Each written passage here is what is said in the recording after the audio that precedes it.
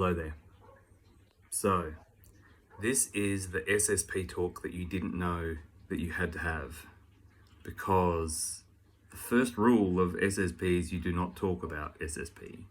And the second rule of SSP, yeah, you get the picture.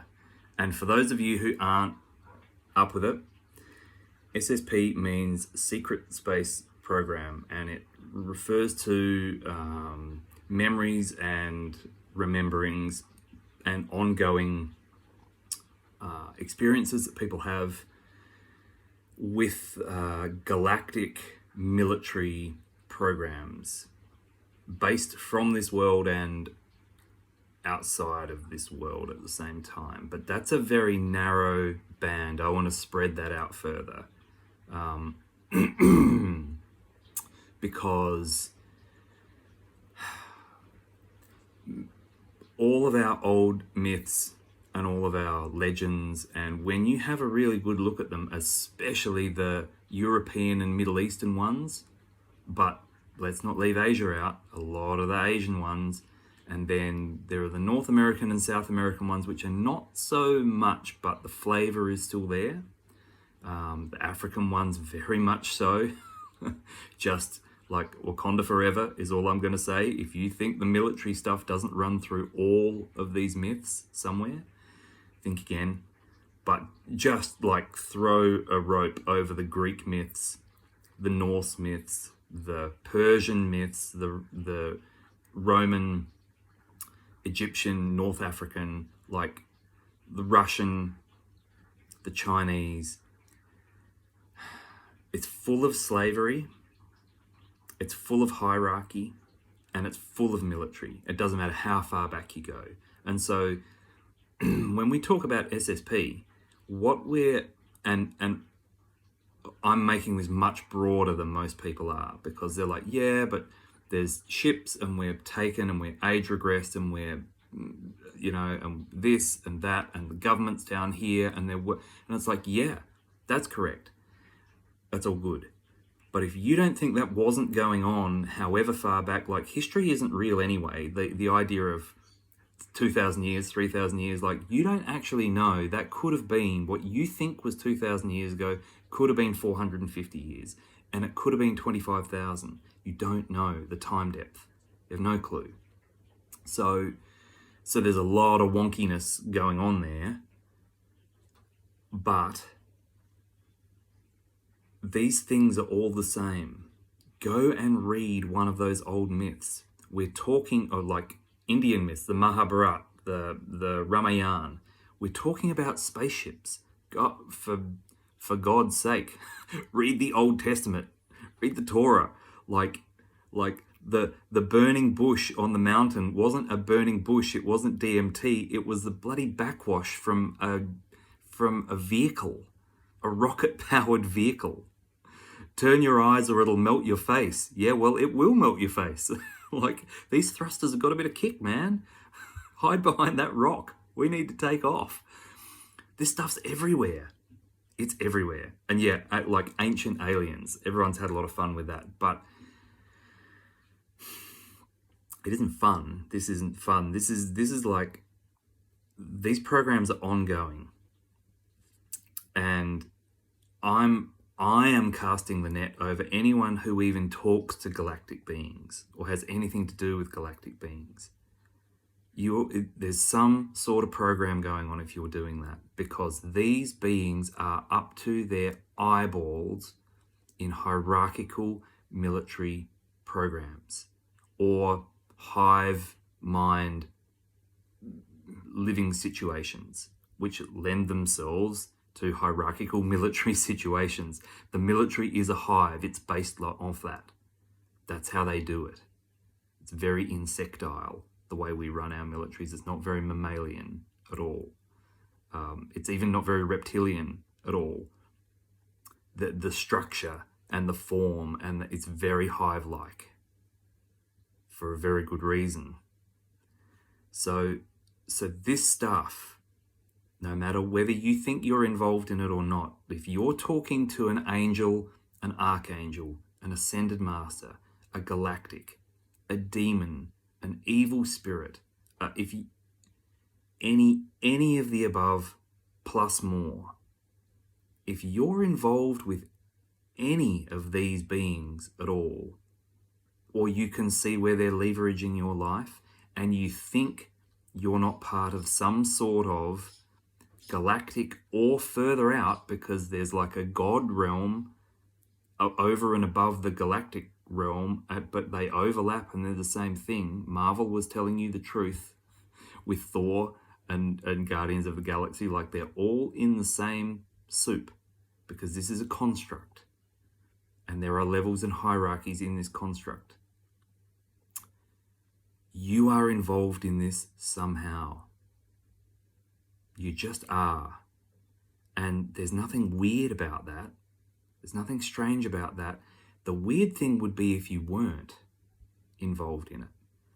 Because look, here's the hot news flash. If you work for the government of your country, you're probably involved in it.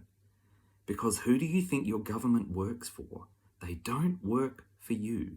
They're not paid by you. They don't use your taxes to run the country or to pay their wages. There are systems upon systems upon systems upon systems that make your head spin so that you will not understand what's going on. But what is happening is the money, the currency, the operating value, it comes from elsewhere, and it's printed on the value of you.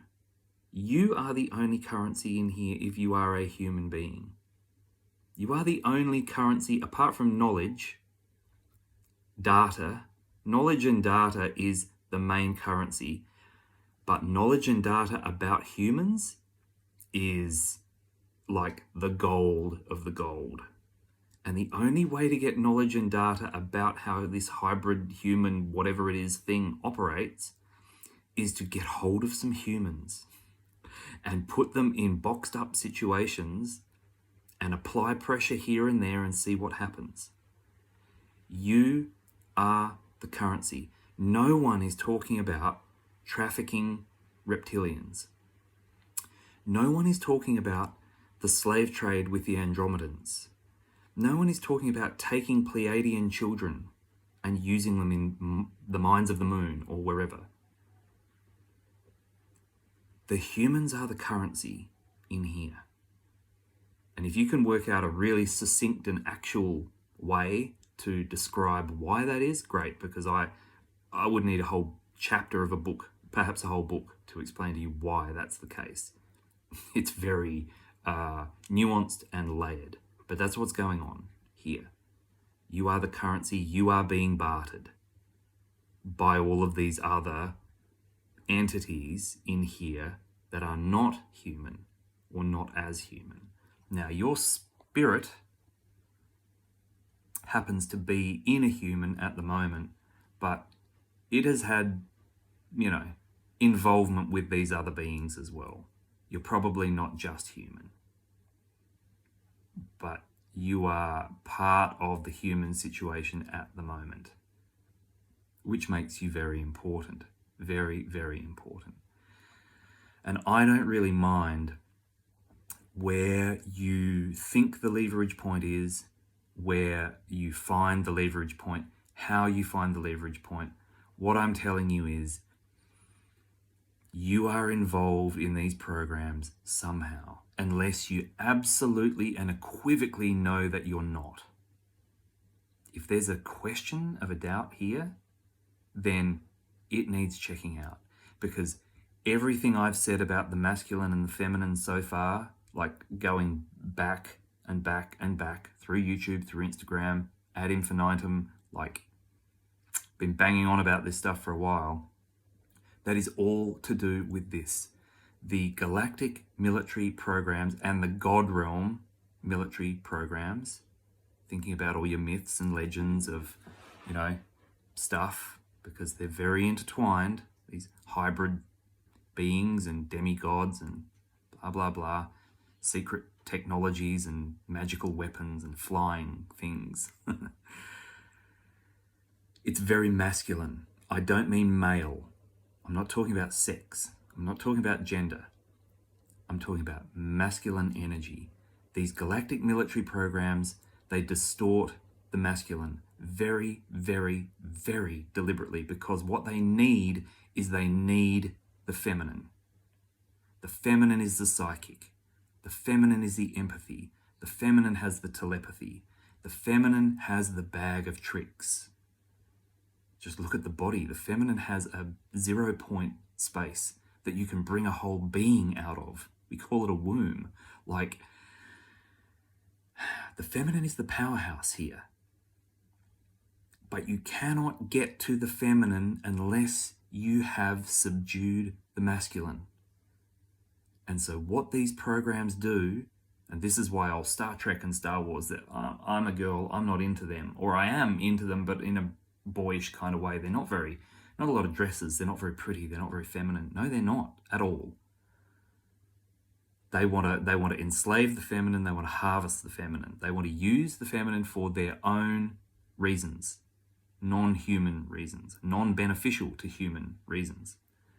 They cannot do it unless they have totally subverted and distorted the masculine. So as you're going through your, do I need to check my masculine blind spot here and get that sorted out, what you may start coming up against is quite a bit of weird stuff. God realm myth stuff. Weird galactic stuff. Semi-military stuff. Slavery stuff. Because that's what they're doing to the masculine, to distort it enough that they can then get control of the feminine. And I don't mean in other people, I mean in you. They cannot harness your feminine for their own ends until they have distorted your masculine. And you cannot rescue your feminine from their clutches until you man the fuck up, get your weapons back, get your shit together, and go and storm the fucking throne room and get her back. This is your story. And you can rescue your wife, you can rescue your husband, you can rescue your kids, you can save the world. You rescue you first.